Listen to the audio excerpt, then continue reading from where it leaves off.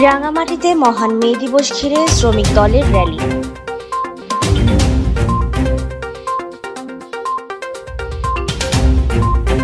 মে দিবসে অঙ্গীকার রুখতে হবে স্বৈরাচার প্রতিপাদ্যে রাঙামাটিতে শ্রমিক দলের উদ্যোগে র্যালি ও সমাবেশ অনুষ্ঠিত হয়েছে। বুধবার বিকেলে নেতাকর্মীরা জেলা বিএনপির দলীয় কার্যালয়ের সামনে থেকে র্যালি শুরু করে বনরূপা সিএনজি স্টেশনে গিয়ে সমাবেশে মিলিত হয়।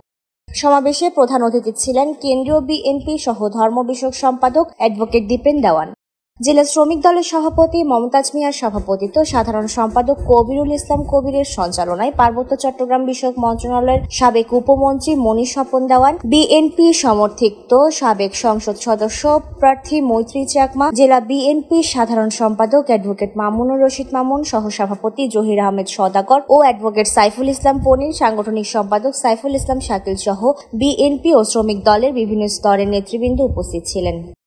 Desk report, CHD TV।